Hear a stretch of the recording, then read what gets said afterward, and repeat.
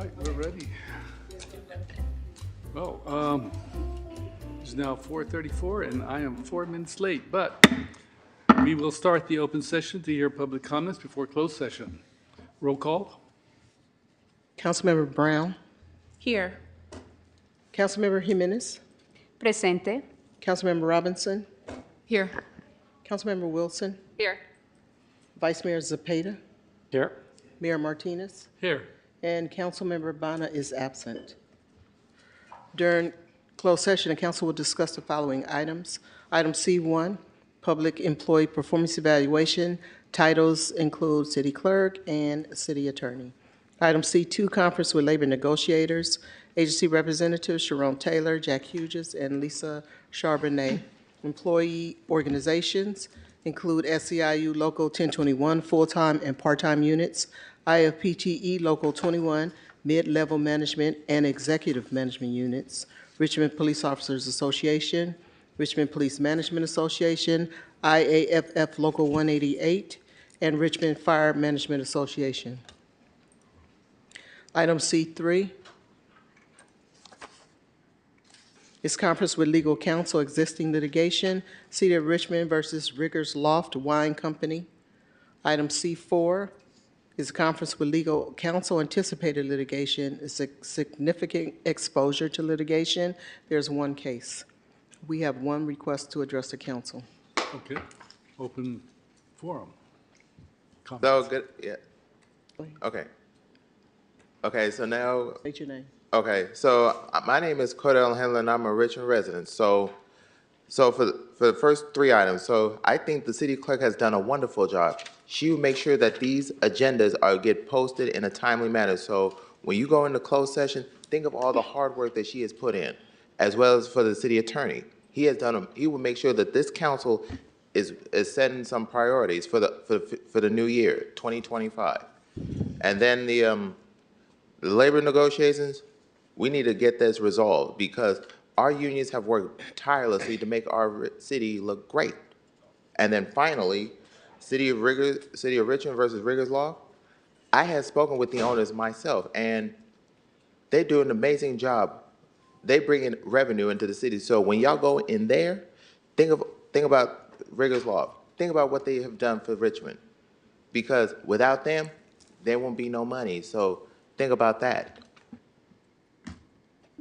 May I jump that in for a was- moment, just as a point of clarification? Item C3, I should have alerted the city clerk before we began, but item C3 is not properly agendized, City of Richmond versus Riggers Loft Wine Company, and so we will not be discussing C3 tonight. There are no other speakers. All right. Let the record show that Councilmember Bana arrived at 4:37. Thank you. You're welcome. And with that, open comment is closed, and we will retire to closed session.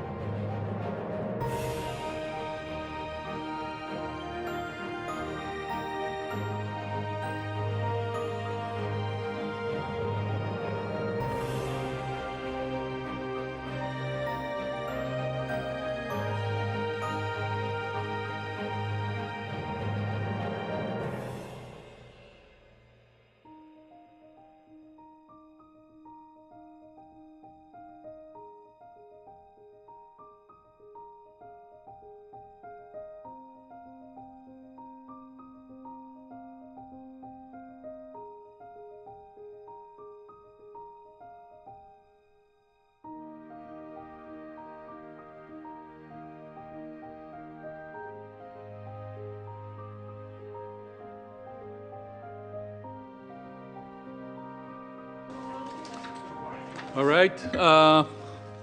It is now time to start the regular meeting of the Richmond City Council. May I have a roll call? Oh, no, I'm sorry. Pledge of Allegiance. I pledge allegiance to the flag of the United States of America and to the republic for which it stands, one nation, indivisible, with liberty and justice for all.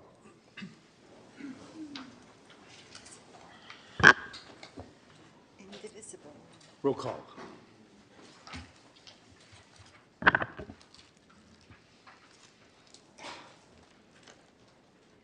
Councilmember Vana. Here. Councilmember Brown. Here. Councilmember Jimenez. Presente. Councilmember Robinson. Here. Councilmember Wilson. Here. Vice Mayor Cepeda. Here. And Mayor Martinez. Here. Our next item is statement of conflict of interest. Are there any? Hearing none. Our next item is agenda review.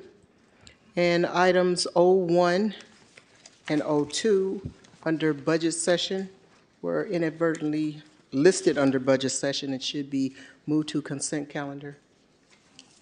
Okay, good. Wait, what? This is all very good news. No, please. No, we'd like to end by 8:30. No, 8 o'clock.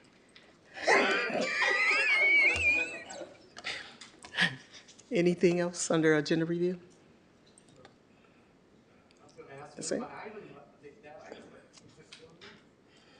All right, our next item is a report from the city attorney of final decisions made during closed session. Good evening, Mayor and City Council. C1, the city clerk, both the city clerk and the city attorney evaluations were discussed, but no final action was taken. C4, conference with legal counsel, anticipated litigation, one case. That item was discussed, but no reportable action taken at this time. C2 and C3 were not discussed. Thank you.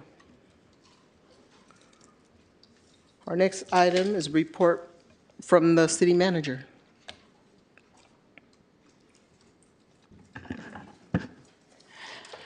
Good evening, Mayor Martinez and members of the City Council. As a reminder, items from the weekly report can be followed up on directly with the City Manager's office by calling 510-620-6512. Next slide, please. Next slide, please.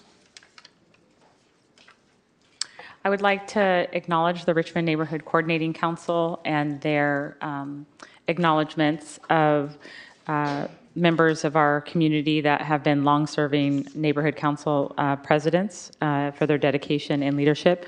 That includes Joe Fisher for the Coronado Neighborhood Council, Murdo Braxton for the Laurel Park Neighborhood Council, and Naomi Williams for the Pullman Neighborhood Council.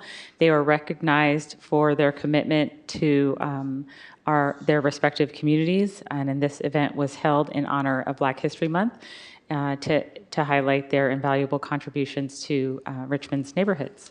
And this took place on February 10th. Next, it was a very lovely event, and thanks for all of you who were able to participate. Next slide. Upcoming on February 22nd, in the Richmond Memorial Auditorium at 1 p.m., we will have the Richmond Black History Celebration. Please don't miss this opportunity to connect and honor Richmond's Black history. You can register for the event by calling 510-620-6793. Next slide. We're excited to announce we have new city council meeting hours. Starting on March 4th, we will start closed session at 3:30 p.m. and the regular city council meeting at 5 p.m. Next slide. We have a number of opportunities for young people in our community. Upcoming job fair and career fair will take place on April 8th from 1 to 5 p.m. in the Richmond Memorial Auditorium.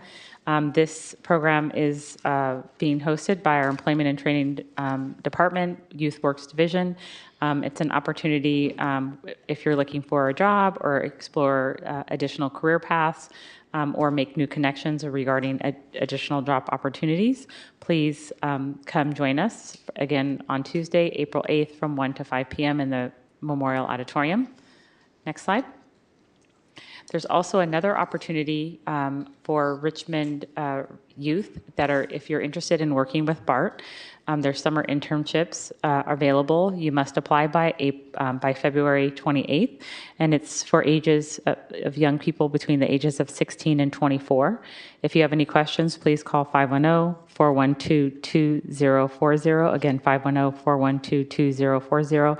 And I would like to thank our Employment and Training Department and our colleagues at BART for their ongoing commitment to working collaboratively with the City of Richmond. They're doing a great job. Thank you.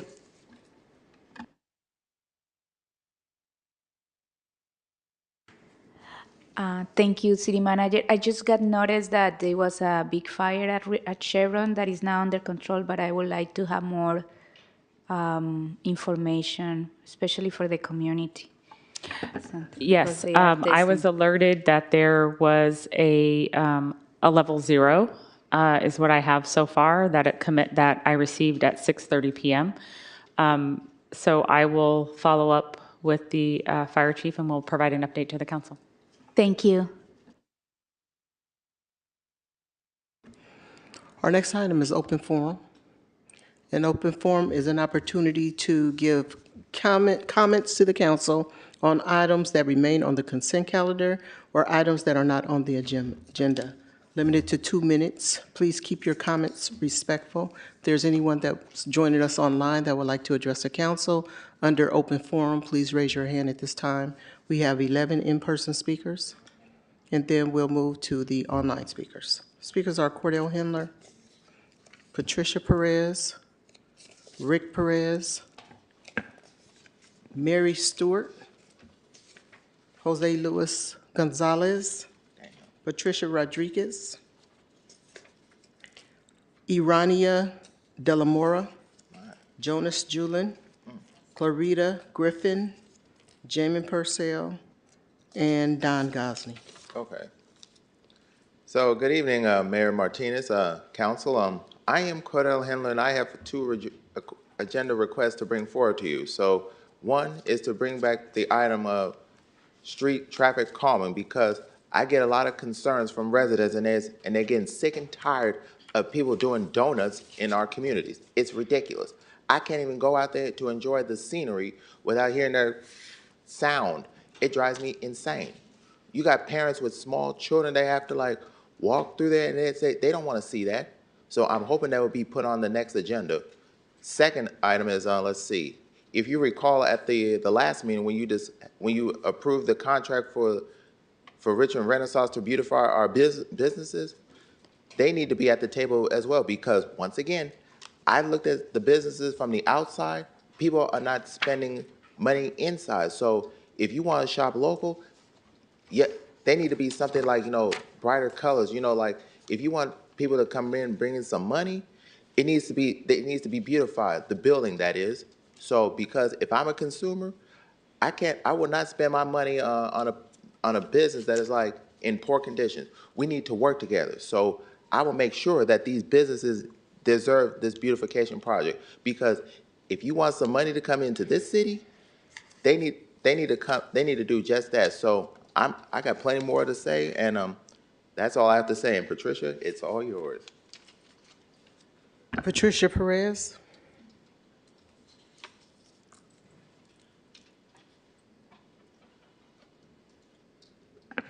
I just want to say thank you, especially to Sohaila Bana and Tony Tamayo, and for coming to Julie's funeral on the 31st of January, and Eduardo Martinez. He would have been there, but Tony was his substitute. It's good. And I want to thank all you for all the support you've given us all these years. We're not done yet, but anyway, I just want to say thank you. That's all. Rick Perez?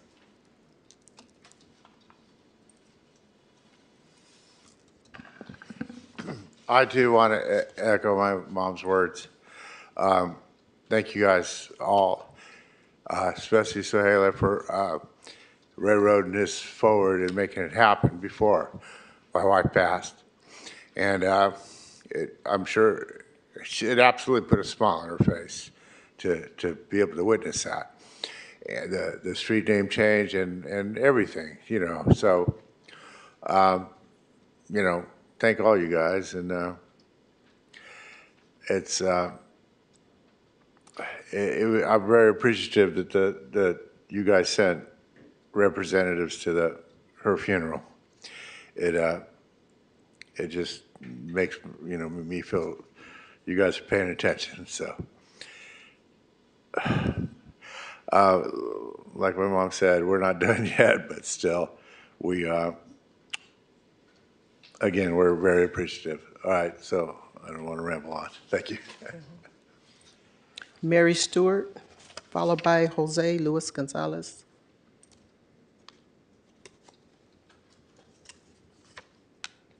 Hi, I'm Mary Stewart, and I live in the Pullman neighborhood.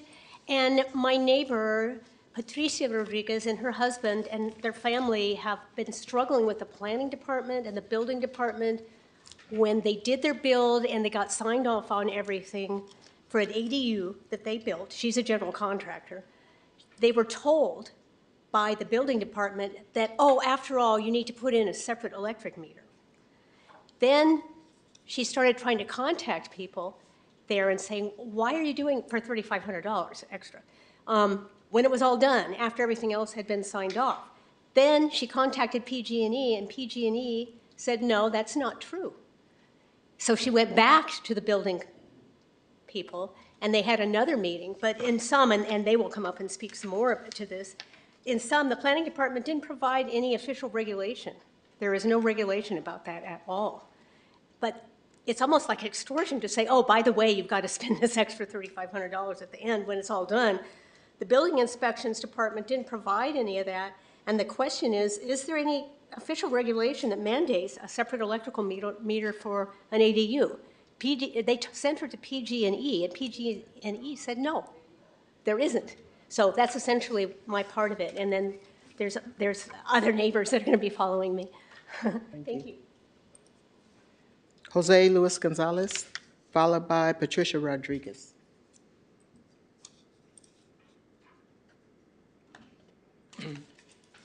Hi, I'm Jose Luis Gonzalez. I'm living in 3431 Ohio Avenue. I come in for the somebody help for the final inspection. That's what I told the neighbor. I don't know why the inspectors put me a lot of different names. Every inspection, all the inspection pass. I'm waiting only for the final. When I put the final inspection, the inspector come and say, no, the PNE I need to new mirror. And I talked to the PNE, and the PNE told me, no, the inspector, he talked to you about this. And the plan not show nothing about the mirror. So I'm follow all the plans and pass all the inspection except for the final. So I don't know, can you help about this? Thank you. Patricia Rodriguez, followed by Urania De La Mora.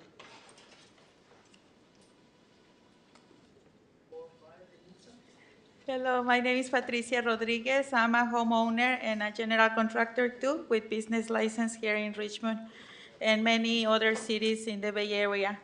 So I got aware of many regulations in the Bay Area. And recently I received the regulation on February 17.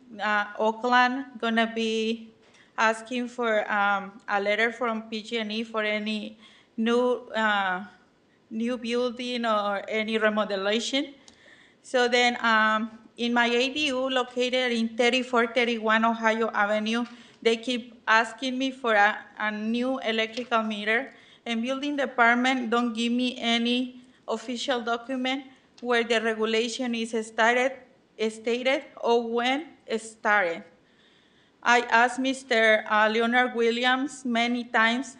He gave me personal opinion and personal advices, but never showed me actual regulation. I asked a meeting with Mr. George, who's his boss, and he decided to give me the final inspection because he knows it's not a requirement. Whenever is the next final inspection, it was denied because Mr. Lerner contacted PG&E and gave me another email changing his mind that said, I really need a new meter. Right now, I'm in the middle of nothing, like trying to finalize my ADU.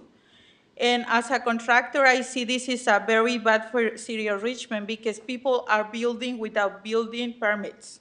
So people are scared to go to the building department. Thank you. Arania De La Mora, followed by Jonas Julin.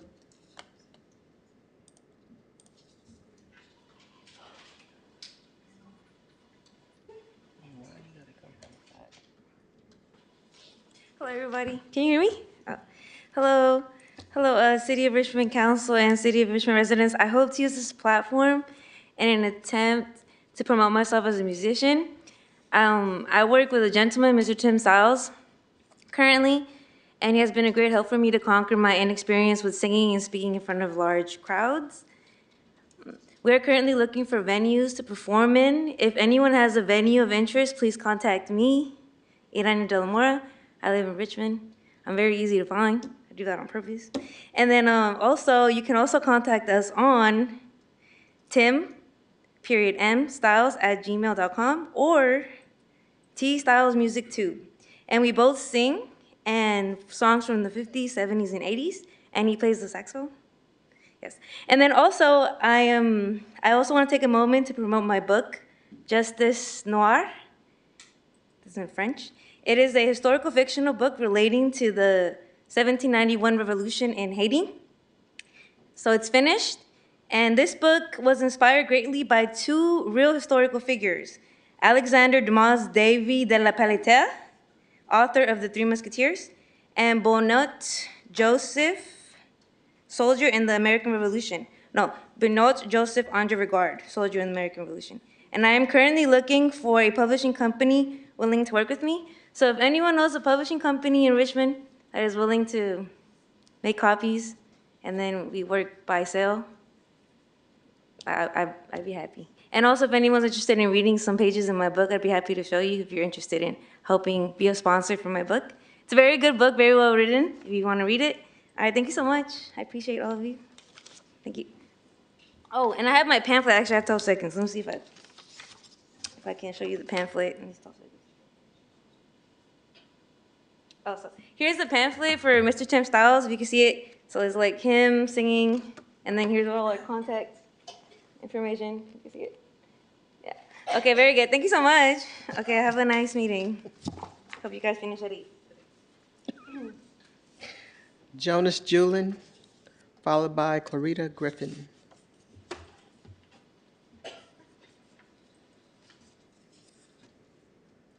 Hello, my name is Jonas Julin. I'm in Pullman Neighborhood District 3. Want to speak on behalf and in solidarity with Patricia Rodriguez. So just to be clear, Patricia and her husband, they have an incredible business. They are very capable and professional contractors. So the plans that they've proposed and that they've been getting the runaround, I think there needs to be a little bit more clear guidance for them. So it sounds like they've been getting the runaround for at least a year, and the plans were approved in 2021. So basically, we just want to make sure Patricia is an incredible community leader. She's an advocate. She speaks up and she's very active in her school and her children's lives in all of the schools. She reaches out to families. She hosts parties at her house. She hosts our Pullman neighborhood party near Naomi Williams, and she is. It's sad that she's been getting this runaround so much because of what she does for all of us. So anyway, this means a lot to us. So basically, we would really just like to see if there's like an official regulation or mandate that you can provide to her so she can just do it. She's paid the fees. She's done all the plans. She's pretty much done everything. She just needs some guidance from you. So, and it sounds like the ADU process, there's still some things that need to be worked out. But anyway, if you could work with her ASAP, that would be fantastic. Thank you. Clarita Griffin, followed by Jamin Purcell.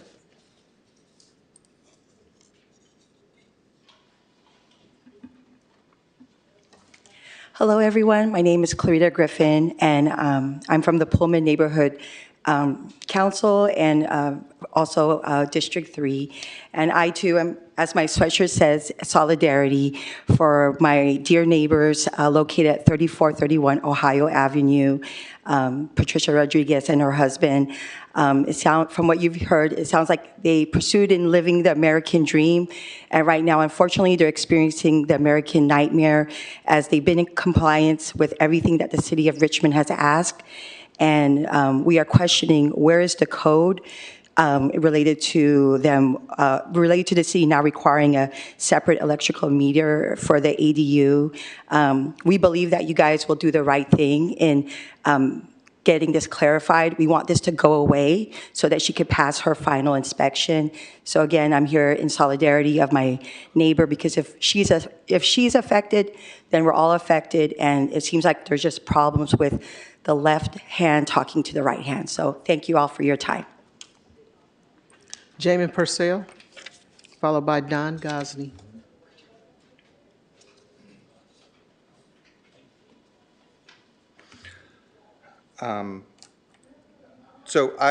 One, I would like to thank the Richmond Neighborhood Coordinating Council for the event that they did in order to be able to honor Ms. Braxton, Ms. Naomi, and Mr. Fisher just last week. There's something to be said about making sure that people get their flowers when they're still able to receive them, and I really do think that that's important, especially when people have been doing work in this city for so long. And I say that because one thing that I have been really interested and fascinated with here in the city of Richmond is around our police and around our justice system. And one of the things that everybody I think knows about is the cowboys, but one of the things that they don't hear about are how they were brought down, which is from the Guardians of Justice. And the Guardians of Justice are going to be having an event on February 25th at 6 p.m. here in the City Council chambers in order to be able to honor those original police officers that stood up in order to be able to try and address the brutality that the police were perpetrating on the city of Richmond, as well as tried to help bring racial equality to the department. We often have a lot of ways that we try to address public safety here in Richmond, and I know that we have tried to create new ways to be able to address public safety. But I also want to say that we should acknowledge that this has been a very long struggle. This is not something that happened, that is going to happen overnight, but it takes people standing up, and especially people who are within the system, to be able to make those changes and to be able to hopefully bring about the change we so desperately need here in the city of Richmond. Because I hope that one day we'll have the Perez family come in here and just say, it's done. Our last speaker is Don Gosney. Good evening. I'm betting I'm not the only person in Richmond that was surprised when the city manager says that on March 4th, our city council meetings will now start at 5 p.m. while people are still at work. Are you out of your freaking minds? Are you trying to pull a Trump on us and come up with rules that just to keep the people away from your meetings? Because that's what this will do. First, you want to give yourself an 80% pay increase because we deserve it. And then you want to cut your meeting the number of meetings per year down by 40%, including a 2-month vacation over the summertime. And now you want to start at a time where it's likely that most working men and women will not be able to attend the meetings. They're still at work at 5 o'clock. They can't even get home. They're having a tough time getting home by 6:30. It just doesn't make any sense on this. And again, I'll be going back there and doing some research. I see where to watch the tapes about the discussion that went on about this, see how the vote went on this, because I'm trying to let the public know about this, because this is just so shocking and surprising. The first time that it was tried to be brought before the council, it was shot down in flames for the very same reasons. But you guys had no problem with that at all. I said, why are you trying to keep the people away from your meetings? You're doing such a great job of doing it, by the way.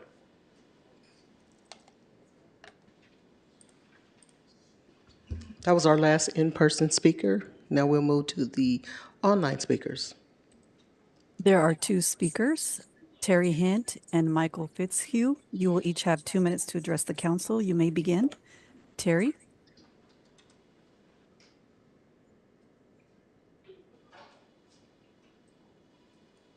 Terry, you may begin. Yes, can you hear me? Yes. Good evening, Mayor and Council. Terry Hinty, Richmond resident.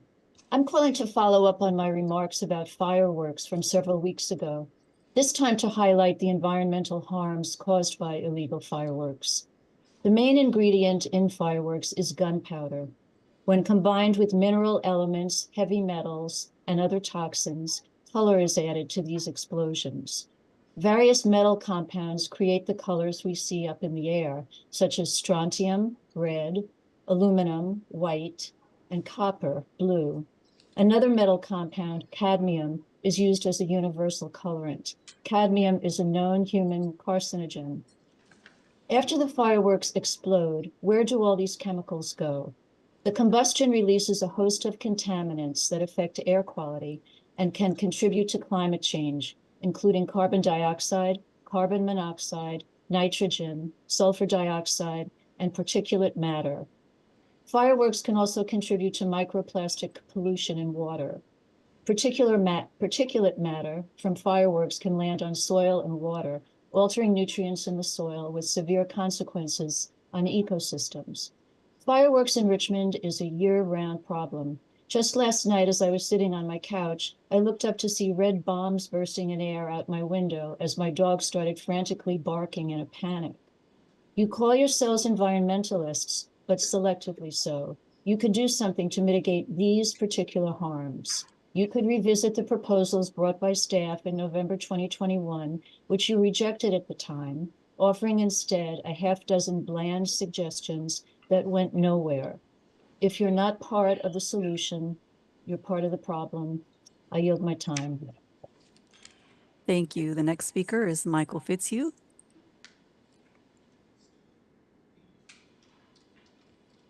Good evening, council members. I'm Michael Fitzhugh, and I live in Marina Bay. Briefly, I want to echo Don Gosney's concerns over the early start time for council meetings for all the same reasons that he indicated. I'd also like to thank you and city staff for any support that you've given to the UC Berkeley-based Othering and Belonging Institute as a moderator of the recent Our Economy event, which sought to spark community discussion around strategies, ideas, skills, and relationships that will help us build a future economy that ensures the well-being of all workers, communities, and ecosystems in Richmond. In particular, it's my understanding that the event was targeted at helping evaluate and shape community consensus around how to allocate the first payment from the recently negotiated $550 million tax payment agreement with Chevron. Between in-person and online attendees, there appeared to be fewer than 100 Richmond residents in attendance, if that. While that's not a terrible level of representation, I think it could have been much better. It's my understanding that the event is part of a 6-part series, with the next discussion to be held Thursday, March 20th, 6 to 9 p.m. at the Nevin Community Center, 598 Nevin Avenue. I'd urge council members and staff to do everything within your power to ensure that the next event is promoted as broadly as possible so as to gather as much community input as possible. With Chevron poised to reduce refining activities and staffing levels across the country, the future of just economic transition in Richmond is a crucial issue that affects us all. It's my understanding that the city budgeting process is right around the corner, and I think it's important to be broadly inclusive about community discussions around how we allocate our limited resources. Thank you. Thank you, and there are no more public speakers. Next item. Our next item is approval of the consent calendar. And as a reminder, items 01 under budget and 02. 01 is the guiding fiscal policy update. 02 is financial policies and administrative policy manual update are included with this vote. If there are no changes, we need a motion and a second. I move the consent calendar. I second it. Okay. Motion by Councilmember Robinson, seconded by Councilmember Jimenez. Councilmember Brown? Yes. Councilmember Bana? Yes. Councilmember Jimenez? Yes. Councilmember Wilson? Yes. Councilmember Robinson? Yes. Vice Mayor Cepeda? Yes. And Mayor Martinez. Yes. The vote is unanimous. Okay, we're moving to public hearing. Item P1. Pursuant to public notice, it's time to hold a public hearing to adopt an urgency ordinance pursuant to Government Code Section 65858, establishing a temporary moratorium, 45 days, on the issuance of building permits requiring a new sewer connection to the Keller Beach sanitary sewer, and declaring the urgency thereof pursuant to Government Code Section 65858. The ordinance is not a project under the California Environmental Quality Act, as it maintains the existing physical environment and prevents changes in the environment, thereby having no potential for direct or reasonably foreseeable indirect physical change, guidelines sections 15378. It is also exempt under guidelines sections 15060C2, as activity will not result in a direct or reasonably foreseeable indirect physical change in the environment, and sections 15061B3, as there is no possibility that adoption of this ordinance will have a significant effect on the environment because it maintains the existing condition of the environment. Right. Staff? Good evening, Mayor Martinez and members of council. My name is Robert Armijo. I'm Deputy Public Works Director and City Engineer, and I have with me. Good evening, I'm Mary Phelps, the Water Resource Division Manager. KCRT, can you put up the slide presentation, please? All right, tonight we will be presenting the urgency ordinance to extend the Keller Beach sanitary sewer moratorium and provide an update on actions taken, ongoing challenges, and next steps. The Keller Beach sanitary sewer is a critical but aging piece of infrastructure, and without intervention, it presents serious environmental risks, infrastructure limitations, and potential regulatory challenges.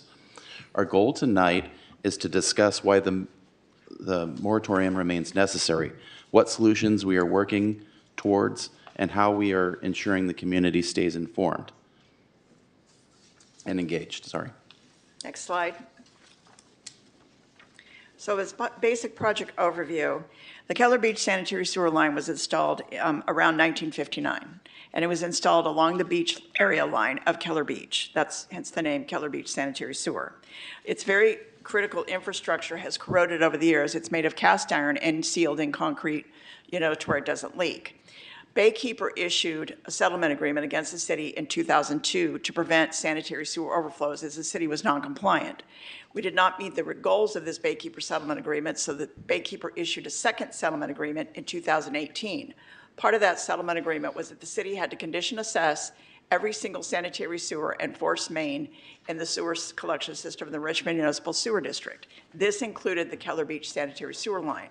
The city protested against this because of accessibility and issues of maintenance and pulling the manhole covers. Currently, the manhole covers are sealed to prevent inflow and infiltration. Baykeeper was not accepting this. They basically came back and told the city, no, you must condition assess all of these lines. So what the city did is they hired a consultant, Coastland, to CCTV and clean the lines and provide the council a report. That report was presented to the council in 2021. And that provided the council the technical memorandum of the condition of these lines. These lines are some of the lines are in acceptable condition and some are not. We rate these lines of a grade 1 to grade 5, grade 1 being in excellent condition, grade 5 in imminent failure. There were several conditions rated on this line of grade 5, which means imminent failure. So as part of that, we also have to submit a risk assessment report to Baykeeper stating to them what we plan to do with these grade 5 lines. And that is the reason for this moratorium tonight. Next slide, please. So you may be asking why moratorium? Well, the moratorium will achieve two things, or three things. Prevent overflows, infrastructure limitations will be addressed, and the goal of protecting the bay. The Keller Beach sanitary sewer is highly vulnerable to failures, and additional sewer connections increase the risks of overflows, also known as SSOs. Overflows create public health hazards and violate regulatory requirements, putting the city at risk of enforcement actions and penalties. The moratorium ensures we stop exacerbating the problems while we work on the solutions. The location and condition of the Keller Beach sanitary sewer makes it extremely difficult to maintain and repair. The pipeline is in poor condition. In some areas, it is physically inaccessible for modern maintenance needs. Until long-term infrastructure improvements are in place, adding more strain to the system is not a responsible option. The San Francisco Bay is one of our region's most important natural resources, and so it deserves to be protected. A failure in the Keller Beach sanitary sewer could result in untreated sewage entering the bay, harming marine ecosystems, water quality, and recreational areas. The moratorium serves as an immediate safeguard against preventable contamination events while we work on long-term solutions. Next slide. So as allowing to provide you a history. In January of 2022, the City Council adopted the first moratorium of a 45-day, basically prohibiting building permits from being issued that would attach any connections to the sanitary sewer line. That gave the city time to put together some studies to determine what was to be done. On March 1st of 2022, a 10-month moratorium was issued with the intent that that would allow us enough time to do a review of the technical report that was issued to the City Council and what options the city had available. We hired a consultant, Coastland, to determine what kind of feasibility we could put together as far as what the city's options were. So in February 2023, the city issued another moratorium for 45 days. It was during this time that we had hoped that the city would put together some solutions for the City Council as to what options we had.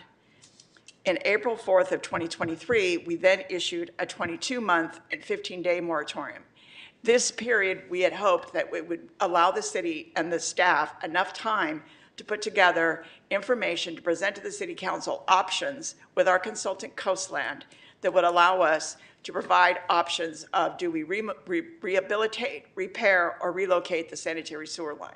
It was during this time that we had hired Coastland engineers and we presented several community meetings, at which point they did not go well. I'm sure as Vice Mayor Zepeda can tell you. So in December 2023, the council wanted a directive to amend Coastland's contract and scope of work. In January of 2024, only one responder basically replied, and this was for the temporary holding tanks. So at that point, we wanted the option of allowing residents that wanted to connect to install temporary holding tanks. It was not a septic system because there's no septic systems allowed in the city of Richmond. It was basically a septic holding system. So it would allow them to hold the sewer, the sanitary waste coming from their properties until such time as they could connect to the sanitary sewer system of Keller Beach or another alternative solution. It was not a septic system. I want to make that clear. To have a septic system, you must have a leach field. There's no leach fields allowed in Point Richmond or any other places in the city. That has to come from Contra Costa County Health. So I want to make that clear. So then in July of 2024, the city engaged Kearns and West, which is basically a public mitigator. So they would conduct public meetings and allow the city staff and the public to engage without controversy and without discussions that got so heated that nothing got solved. It was the city's intent to hire Kearns and West on a permanent basis. However, due to, how do I say this, contract issues with insurance and red tape, we were not allowed to engage Kearns and West, and that contract will be going to council most likely the first part of May. And it is at this point that we hope to continue these meetings with community outreach and the council members of choice to work on a feasibility study should this moratorium pass. Next slide.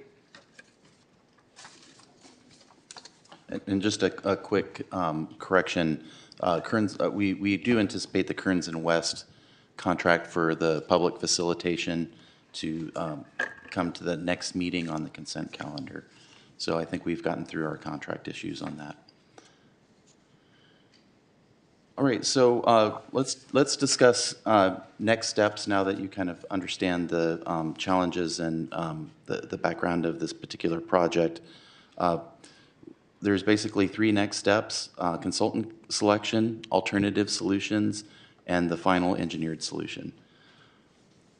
The city is finalizing contracts with three key consultants, each addressing a critical aspect of this effort. As we mentioned before, we're engaging with Kearns and West, who's going to help the city with public engagement and community outreach to ensure that we have transparent communications and meaningful resident participation. And we expect a contract to be forthcoming, hopefully at the next meeting. We also are engaging with Watt Earth, who is an engineering consultant that's responsible for helping us develop sewage holding tank standards and evaluating other interim alternative solutions. The contract for Watt Earth went before council in December, I believe, and we had been finalizing what we call a work authorization, and that should have been started its preparation last Friday. And then staff is now currently working on an RFP to hire the replacement to Coastland Engineering for the final engineered solution. We expect that our goal is to select a firm with expertise in the complex wastewater infrastructure projects, and the RFP is expected to be issued by the end of March of this year. Next, let's discuss alternative solutions, the next step. So as we mentioned, an alternative solution or an interim solution, if you will, can be holding tanks, sewage holding tanks that Mary discussed. No, we're still on the slide. No.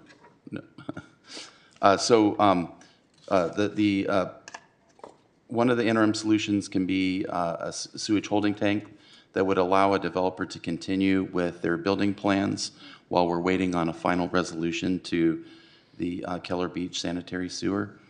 And also, we do understand and appreciate that there's a community alternative of adding a sewer bypass or a rerouting of sewage of certain parts of the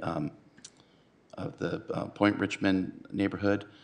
Staff is open to that suggestion, and we are proposing that in the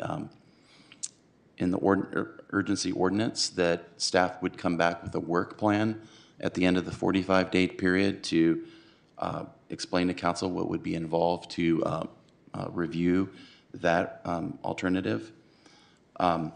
Before advancing with an alternative routing, we need to verify through engineering studies that the rerouting flow does not ultimately return to the Keller Beach sanitary sewer, that the receiving sewer has sufficient capacity, particularly during peak wet weather events, and that any new infrastructure meets city standards for reliability, maintenance, and compliance.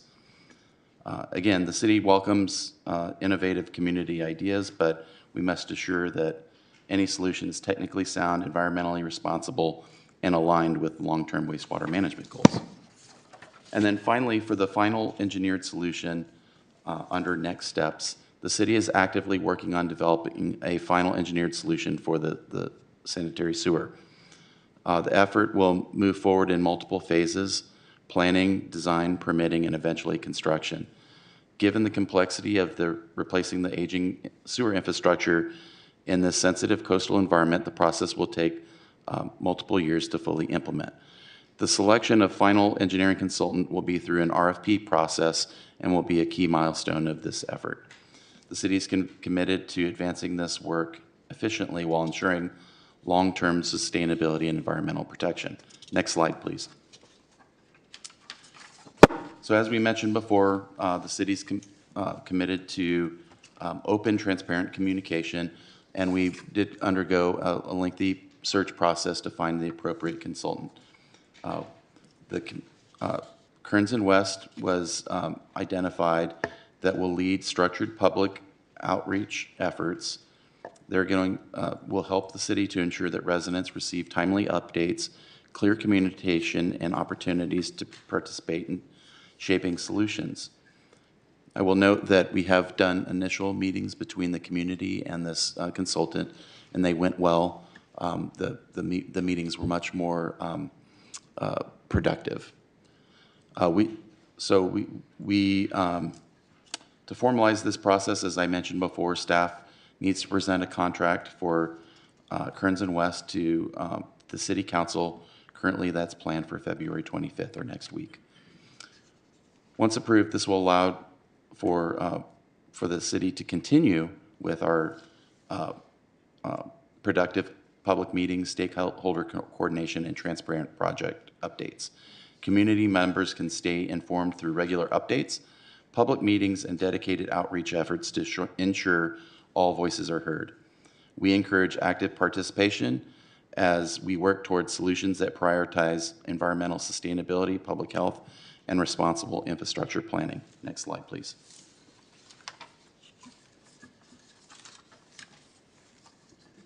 So basically, our goal is to protect the bay, comply with the Baykeeper Settlement Agreement, ensure the safety of our public and our coastal waters. So what we're trying to do now is asking the council's decision for an urgency ordinance for a 45-day to begin. That's our first step.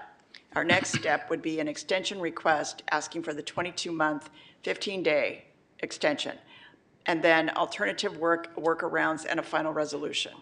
So that's what our public hearing is for tonight. Tonight, the only item on the agenda is for the initial 45-day moratorium.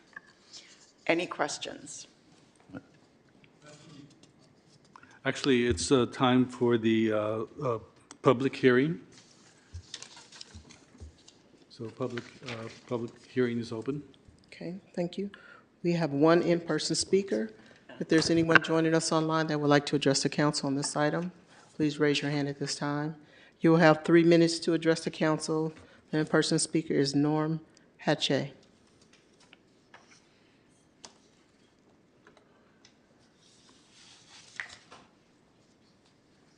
Press the button, please.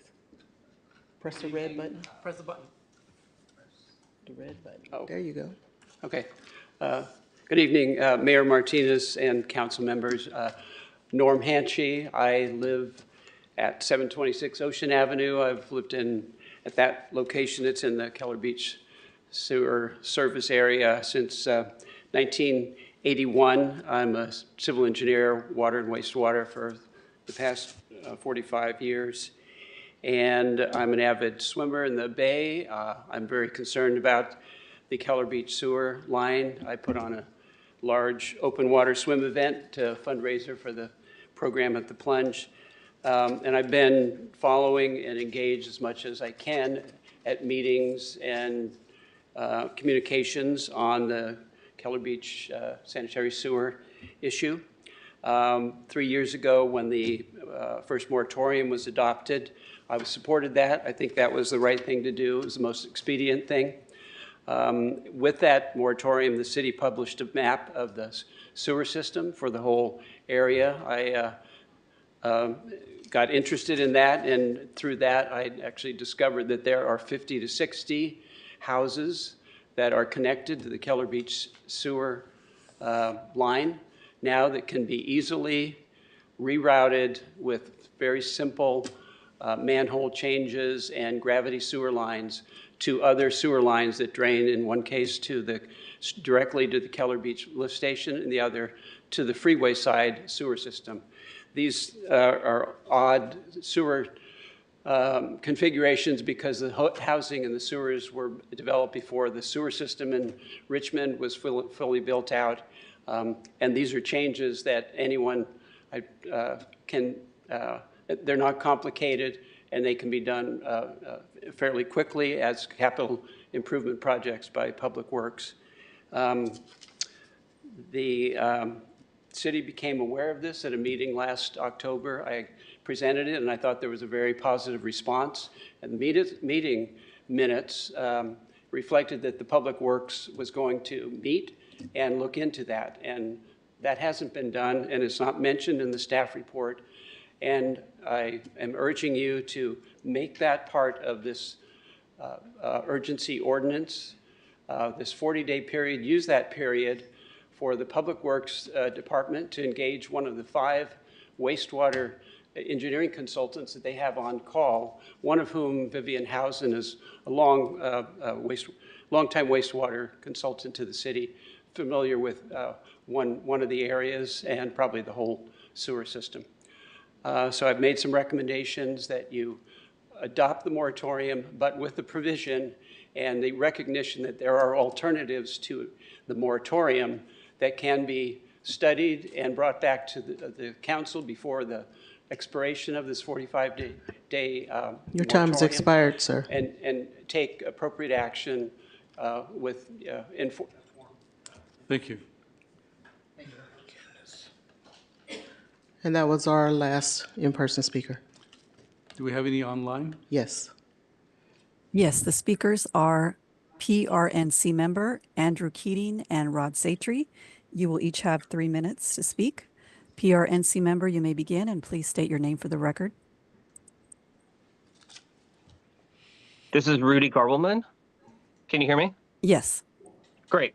Good evening, council members. I'd like to discuss the proposed moratorium and its impact to property owners who have been waiting over 3 years for a solution. I had a chance to submit written comments, so hopefully you had time to review my notes. I'll only touch on my main points, which are these. 1, that there are only 13 approved projects in question here who have been waiting patiently for 3 years to begin building their dream homes. Our impact to the overall problem is small compared to the nearly 300 homes currently connected to the sewer. 2, the settlement agreement and the sewer problem is not about sewer connections, it's about rainfall. From a 10-year hypothetical design storm, a moratorium on sewer connections will not fix this problem. I've read the agreement and it only stipulates cleaning schedules, root control, reporting requirements, etc., not who can use or connect to the sewer system. It's all about sanitary system overflows, like they said, due to rainwater from storm events and managing max capacity estimated at peak wet weather wastewater flow under the design storm, which is a hypothetical rainfall event used in urban drainage system design. In the settlement, it is defined as a 10-year, 24-hour storm event. A moratorium on sewer connections will not prevent overflows from storm events. Why are we stopping connections for a hypothetical scenario? 3, this moratorium is not enforceable until the Department of Housing and Community Development approves it, and they haven't approved it yet. As a matter of fact, it wasn't legally enforceable for the first 10 months in 2022. Currently, the only legal enforceable moratorium as approved by the HCD ends tomorrow. So I would like clarification from the city tonight that my outstanding permit submitted 3 years ago will finally begin the review process next week. Lastly, for all other property owners that are subject to this everlasting delay, we need to get a workaround solution completed right away. Hopefully you saw from my written comments about Robert stopping the RFP process for a solution a year ago. Please ask him why. Had he followed through, we could have begun our projects already. The holding tank solution and neighborhood concerns about tearing up the streets are mutually exclusive. That's important. Neighbors don't care where my poop goes. They care about their roads. Robert never spoke so much about holding tanks at council until my written comments tonight. In conclusion, do not approve this moratorium extension. It's unenforceable anyway. Allow all currently approved development projects to proceed with permitting, especially after the only legal moratorium ends tomorrow. Finally, mandate a hard deadline for Robert to secure a workaround solution for all new projects. Whew. I have 20 seconds left. Huh. Thank you. I appreciate it. Thank you. Our next speaker is Andrew Keating. Andrew, you may begin. Hi, can you hear me? Yes. Hi, like the previous speaker, we have not been able to build our dream house for the past 3 years because of this. In talking with neighbors and with people, did send a letter regarding this issue to we I'm sorry, we can't understand what you're saying because of the connection. Can we go on to the next speaker and come back to him? Hopefully. Yes, I will move on to the next speaker. The next speaker is Rod Satry.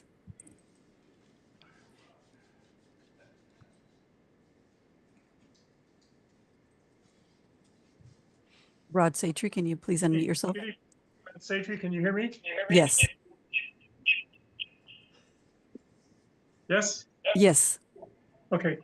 I submitted a letter this morning, and the issue, as the prior speaker said, is that we don't have any leaks coming out of Keller Beach sewer. The problem is that there's a combined sewer stormwater overflow leaving the canal sewage treatment plant. And I'm hoping people can still hear me. Yes, we can hear you. Okay. And the other thing is, I have a connection to Vivian Housen, who's been a consultant to the city, and she informed me that actually Baykeepers did a survey of the Keller Beach sewer system out in the bay, found no pollution at all. And so with my letter that I sent out to the city clerk today, I included the most current February 10th Keller Beach water quality and said, it's fine to go swimming there. So I want to make sure everybody understands Keller Beach isn't leaking. What we have is a city that has water coming in all over the place, flowing into the sewage treatment system, the POTW at Canal, and that's what Baykeepers is getting at.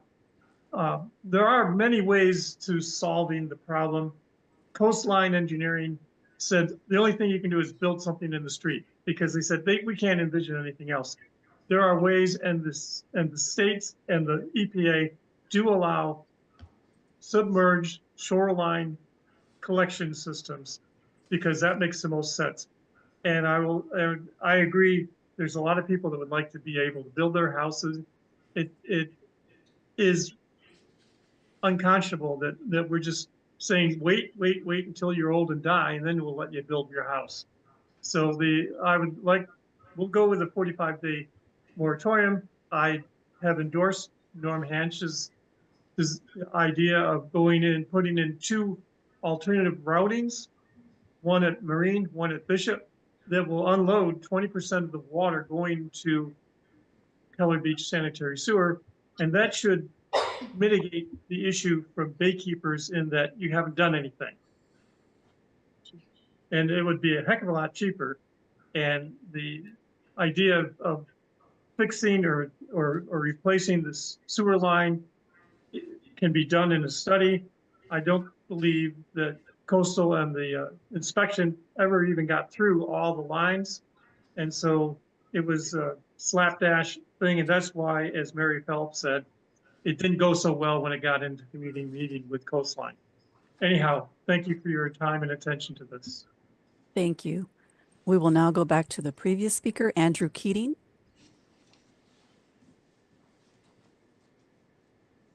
Hi, can you hear me? Yes. Sorry about miscommunication. So speakers. We also have property in the area serviced by the beach. That we want. I'm sorry, you're still cutting in and out. We don't have a good connection. I apologize. Okay, thank you.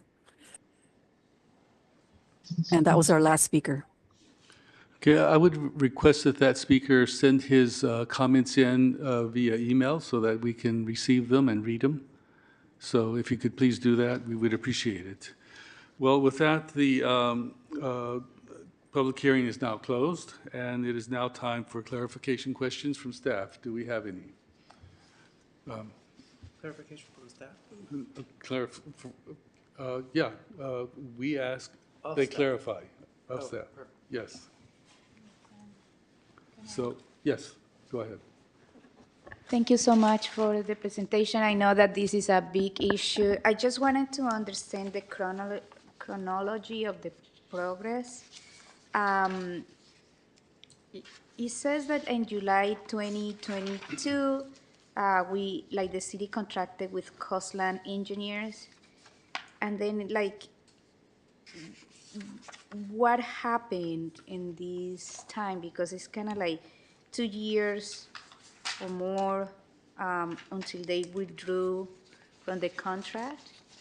And what were they supposed, they were supposed to do a technical analysis. And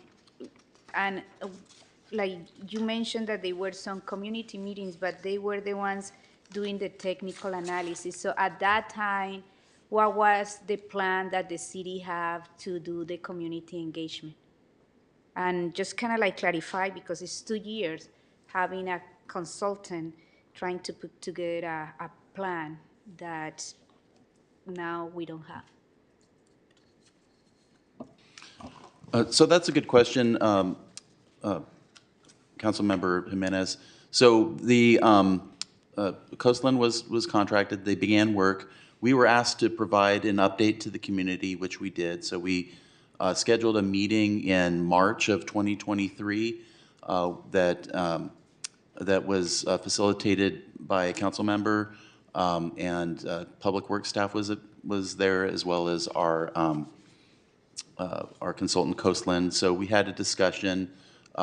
Staff does acknowledge that the meeting didn't go well, that the meeting got pretty heated. So we did, after the meeting, decide to look for a consultant who would be helpful in making sure that we had productive meetings. That was why we searched for Kearns and West. Our consultant continued on with work. They were doing, it was basically a feasibility study. They didn't get the project done. Basically, they did some potholing. So potholing is a kind of a technical term to determine where different utilities were located. They did some geotechnical work. Then council provided some alternative direction in December of 2023.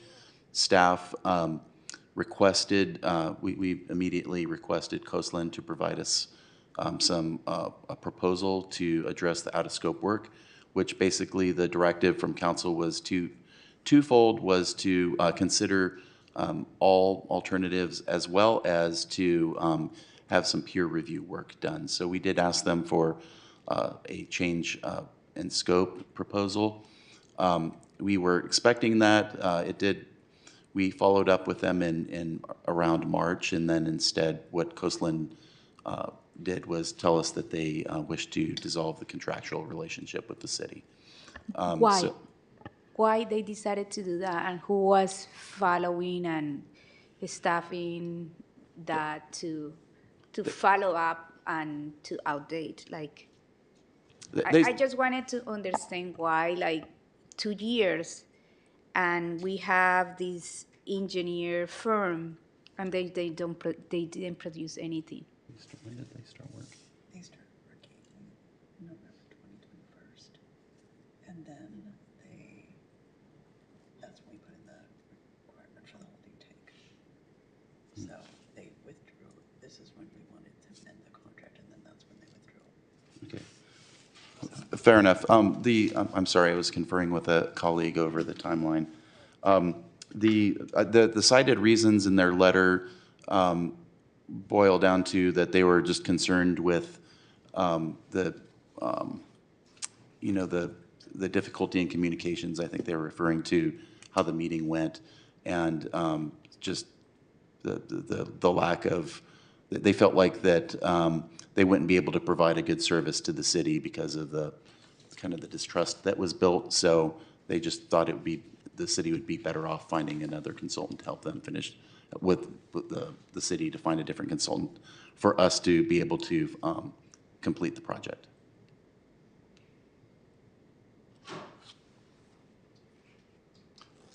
Councilmember Cepeda? Thank you, Mr. Mayor. I could have answered that one there too, but I like your answer.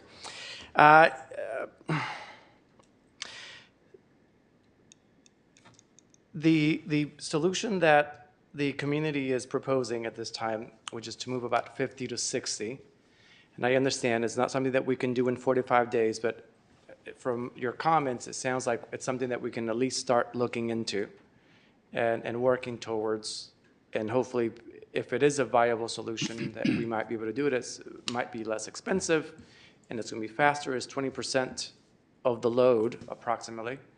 So any other thoughts around that? Well, we're definitely willing to take a look at that. I think it's a good question. I will note that in the urgency ordinance, we did provide a revised version of the ordinance. And I believe it's in section 6, you'll find some language in there that deals with our willingness to look at that alternative. So over the 45 days, basically, we can be able to produce, a work plan, if you will, on, exploring that alternative. Just in the way of tempering expectations, though, there's a lot of things that do have to be looked at. I'm not sure, coming out of the gate that it's going to be faster or cheaper. That's something that we would need to study and discuss with our consulting staff. If I might interrupt, the purpose of this is to agree or not agree on the 45-day moratorium. Solutions will be found during that time, and an extension will be made if an extension is necessary. But there are more than one solution, and I don't think it's to our advantage to discuss all the various solutions, because there'll be some that we won't mention, and that will be doing those solutions a disservice. Well, it is, because we are giving them direction in here about other solutions, but that one that was mentioned was not part of the list. So one of the other solutions that they mentioned is to have the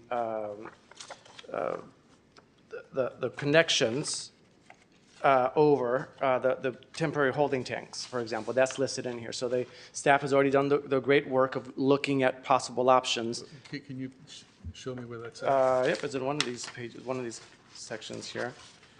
I think it's page 2 of 5. The city will develop interim solutions in the form of sewage holding tanks. It's the third whereas down. So here they're already looking at holding tanks as one of the solutions. So as one of the speakers let us know, is that this has been suggested prior. So I'm glad that staff is not looking to make sure that we add it in there as a solution. Otherwise, our guidance to them is just to look at holding tanks. Because this doesn't say look at other options. It just says holding tanks as one of the possible options. I disagree with your... well, this is what the document says. Well, I disagree with your assumptions that it says that we won't consider other solutions. Perfect. Mayor, if you would indulge me, and also Vice Mayor Zepeda, we did put in the revised ordinance. So it is in section 6. We are agreeing that staff is very willing to look at this option. I did discuss that in my verbal report for council. So I hope, other than trying to temper expectations, staff is willing to look at that option. Yes, so that's understood, but it's also understood that the purpose of this hearing now is for the extension. That's a good clarification, Mayor. Thank you for clarifying that for me. And then what do we think HCD might do? And when will this moratorium take place if HCD, because how long do they take? It sounds like the last one, they didn't approve it right away. It took a while to approve. So when would this, and then what would happen in the interim? We did have a discussion with them last week. They asked us some questions. We don't have an indication of which way they're leaning. They didn't also disclose to us what their timeline is. If it Did takes, not, sorry if I'm, wasn't no, clear. and that's good. So the last one took a couple of months for them to approve it? How long did the last one take for them to approve, approximately? I don't know. I'd have to check the records on that. Okay, so I guess where I'm going is if it takes a couple of weeks, I'm trying to figure out legally here as well, Ms. Moore, this moratorium, the current one ends tomorrow. Yes. And if HCD takes a couple of weeks, what happens in that interim for it? Like, what do we do with people that are asking for permits? We technically won't have a moratorium after tomorrow. So, well, if this is passed, then we will have a moratorium. But HCD has to approve it before it becomes legal. Well, if they don't approve it, it's. Well, one thing that I'll point out is that in the ordinance itself, the past ordinance and also in this ordinance, there are policies to apply for relief for the moratorium. And we have had some apply for that who were approved. I believe Planning Commission approved one of those reliefs for one applicant in November or December. So very recently, this was able to take place. So there are provisions, there are ways to seek relief from the moratorium, provided that you meet certain conditions, and it's possible. So we're going to go under the assumption that HCD will approve our moratorium between now and when they approve it. Is That is our hope and intent, yes. Okay, perfect. That's where I was trying to get at, because there's going to be a timeline that, or time frame that we don't have one, so just trying to figure out what happens to the community if they apply. Do we just deny them and say no because there's No, we follow the provisions that Robert just described. Yeah, but those provisions don't answer the question, though. No, they provide a pathway for people to get a question answered, and that's what we're required to do. Yes, but that is only if there's a moratorium, right? So there's going to be a time between tomorrow and whenever HCD approves it, which could be a couple of weeks, let's say March 1st, right? So between tomorrow, February 19th, and March 1st, there will not be a legal way of having a moratorium because it's not approved yet. It's approved by us, but not approved by HCD, and they're the final say. So I'm just trying to figure out what happens. Is your question if somebody has a project and what is the process for them to try to get entitlements? Is that what you're trying to get at?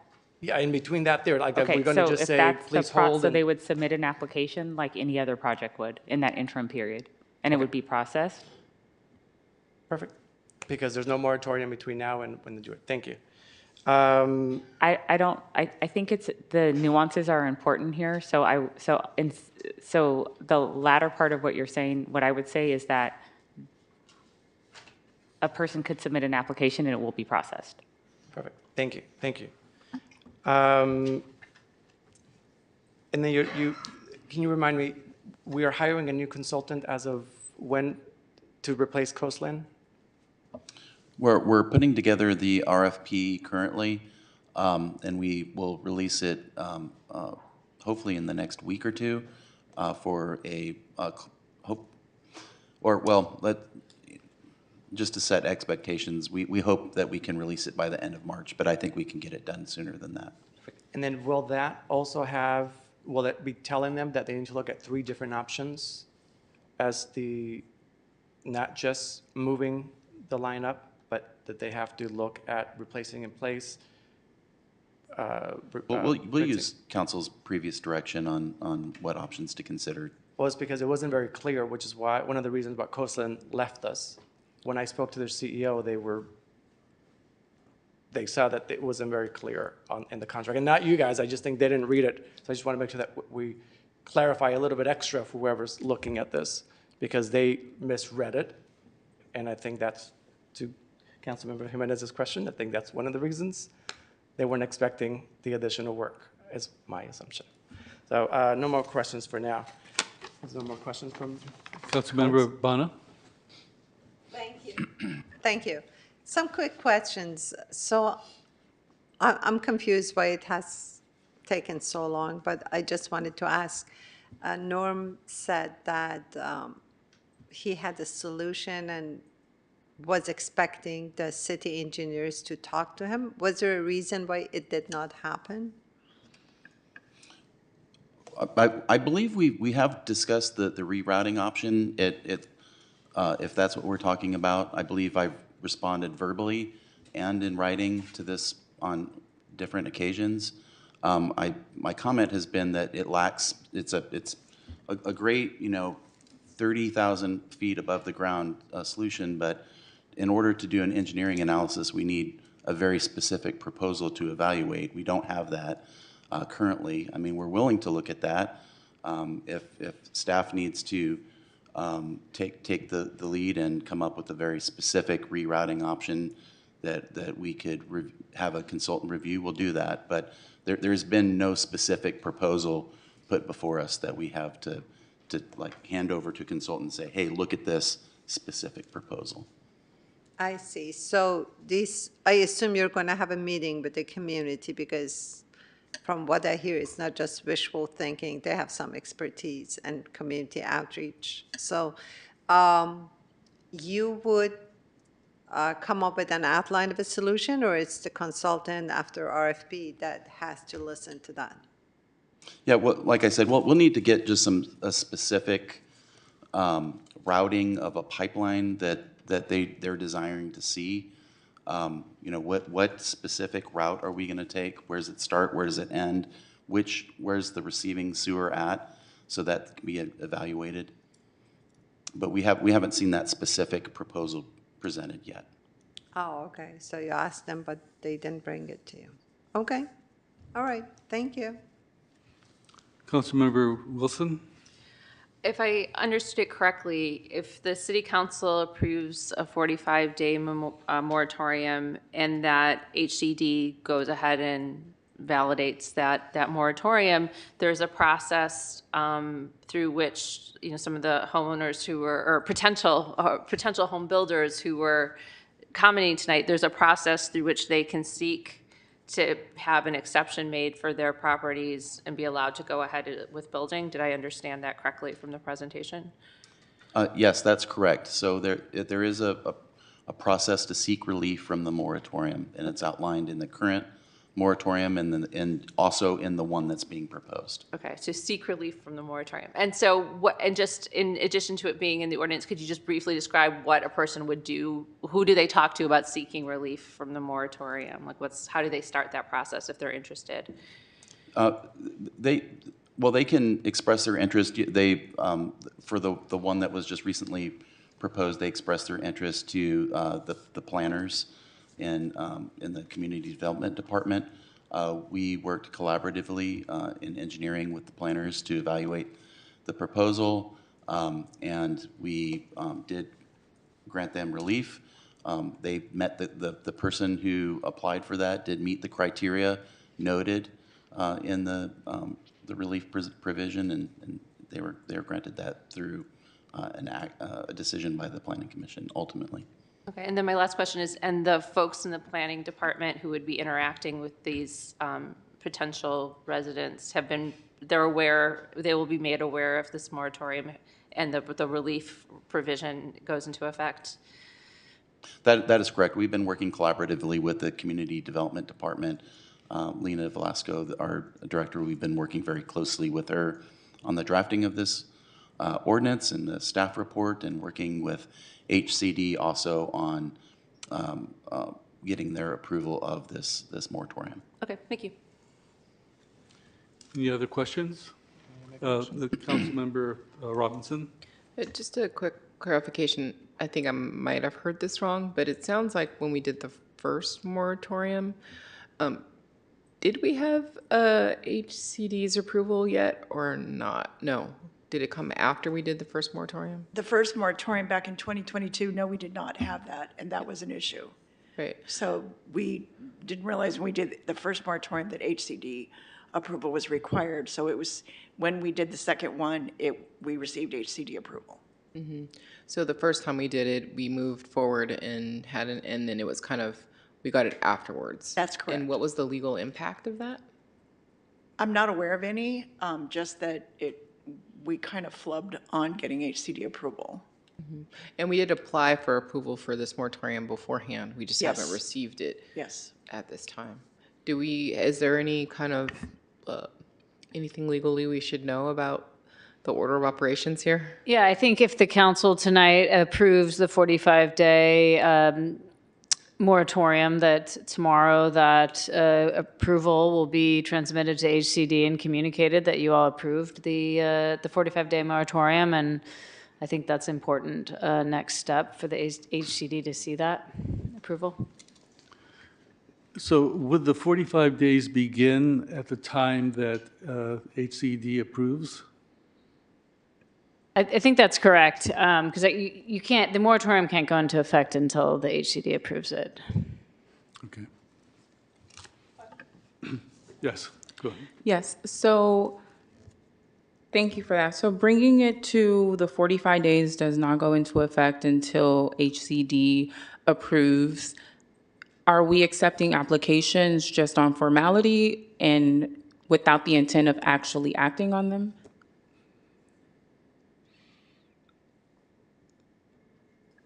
I'm not sure I understand your question. So I'm asking if that window of time from where the actual moratorium is actually legal and folks are still being able to submit applications for that window of time? I see. Are we just doing that in formality? I'll let Robert or address that. I think we will receive applications that, like the city manager said, and process them as we would any other application. So there's a known issue here, so, we certainly will be asking applicants to study their impacts on the sewer. Okay, thank you. Okay. Yes, go ahead. Thank you, Mr. Mayor. All right, so then I'd like to make a motion to approve the item for the 45-day moratorium and using the new staff recommendation, I don't know what to call it, the item here, the ordinance, the updated ordinance. Do you want me to read the changes? Are you adding additional section? Yeah, adding section 6. And it looks like there's a couple different edits in the other places, but basically adding section 6. Or changing section 6 and adding section 7, it looks like. Sure, and so for clarification for the public, there's an additional section added to the urgency ordinance that was posted online, and that additional section reads as follows. During the term of this moratorium, the Department of Public Works is hereby directed to prepare a scope of work for a feasibility study to determine if the existing sewage flow into the Keller Beach sanitary sewer may be reduced through measures including but not limited to rerouting sewage flow from homes located on, Councilmember Zepeda, I just want to clarify the street names. So it will be Golden Gate Avenue, Bishop Alley, Bishop Avenue. Nope, it's Bishop Alley, Bishop Avenue, and Washington Court. So a couple of them were missed. And to report, thank you, and to report to the City Council prior to the expiration of the moratorium on actions needed to complete the feasibility study. Yes. So that's my motion. Do we have a second? I'll second. Okay. Motion by Vice Mayor Cepeda, seconded by Councilmember Brown. May we have a vote? That was Councilmember Brown? Yes. Okay, I'm sorry. I thought it was Councilmember Wilson. Okay, Councilmember Brown, Yes. Councilmember Bana, Yes. Councilmember Jimenez, Yes. Councilmember Wilson, Yes. Councilmember Robinson, Yes. Vice Mayor Cepeda, Yes. and Mayor Martinez. Yes. The vote is unanimous. Thank you. Okay, our last item is reports of officers, referrals to staff, and general reports, including AB 1234 reports, limited to 2 minutes per council member.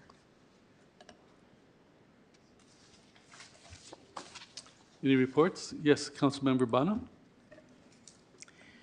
I'm glad to inform you that there is going to be a Nowruz celebration of a spring equinox on March 22nd at Marina Bay Park from 11 a.m. to 5 p.m. It's open and free to the public. There will be dance performances and music, food vendors, lots of fun. So please mark your calendars and join us on March 22nd. Thanks to the businesses who supported the event, and thanks to the city of Richmond. Vice Mayor? Thank you, Mr. Mayor. A couple of events that I attended, the RNCC Black History Celebration, the tobacco meeting. So thanks for everyone who was there giving their input about the tobacco ordinance. I attended the Our Future Economy event, the Richmond Cross Pass Project, the Complete Streets Project, and then this Saturday, inviting everyone to come out for the unveiling of the tunnel sign, the mural at Point Richmond. So they're doing an unveiling of, even though the art's already there, but they're doing an unveiling and they're putting a sign up that shows all the work that has been done for the many years in that tunnel. So everyone's welcome to the unveiling there. Is it repainted or? At what time again? Thank you. I didn't, that's 10:30 at the Point Richmond tunnel. All right. If there are none others, then this meeting is adjourned.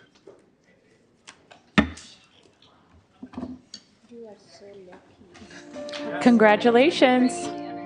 Good luck.